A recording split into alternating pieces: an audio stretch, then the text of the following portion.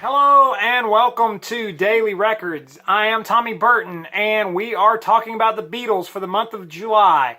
And we're going to talk about some of the cover albums that the Beatles did, or particularly solo Beatles. And we're going to start off with John Lennon and his covers album, Rock and Roll, released on February the 17th, 1975. This was technically the sixth studio album released by John Lennon. And it is full of late 50s and early 60s songs that were influential to John Lennon. Now, recording this album was particularly problematic for John. He had spent an entire year. He had worked with Phil Spector in October 1973. And Lennon came back and produced sessions in October of 74 at the record plant in New York. And the whole deal behind this album is that he was being sued by Morris Levy over copyright infringement. If you remember, the Beatles song Come Together featured some lyrics that were borrowed from Chuck Berry, You Can't Catch Me. So part of this agreement is that John Lennon had to include 3 songs that Morris Levy owned. Phil Spector disappeared somewhere in the recording sessions and was involved in a car accident, which is strange. And a lot of the tracks were basically lost until the Walls and Bridges sessions. And so Walls and Bridges, and all you Lennon fans will know, has a Morris Levy owned song, and Morris Levy sued John Lennon because he thought this was going to be the next album, and it wasn't. It was finally released in February. It reached number 6 in the United Kingdom, in the United States, and it was certified gold. Now, there was a single on this album, Stand By Me, the Benny King song, made popular by Benny King.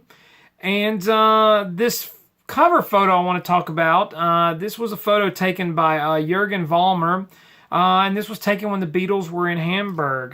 John Lennon always was partial to this picture of him standing in the doorway and the folks running by. And this was the last album John would release until 1980. This was right before Sean was born, and so he took a hiatus. Now, talking about the songs on here, Bebop-A-Lula, of course, Stand By Me. There's a medley, Rip It Up, Ready Teddy, You Can't Catch Me, the Chuck Berry song. Ain't That a Shame, Do You Want to Dance, Sweet Little 16, Side 2, Slippin' and a Slidin', Peggy Sue. There's another medley, Bring It On Home to Me, Send Me Some Lovin', Boney Maroney, Ya Ya, and Just Because. Now, half of the sessions were produced by Phil Spector.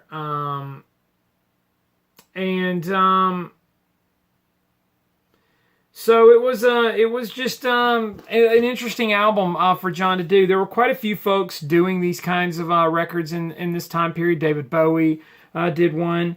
You Should Have Been There, Dr. Winston O'Boogie, the alias. And of course mine is a label that I know some guys like Beetle James will appreciate, the Music for Pleasure label that he's talked about on his channel. So go check that out.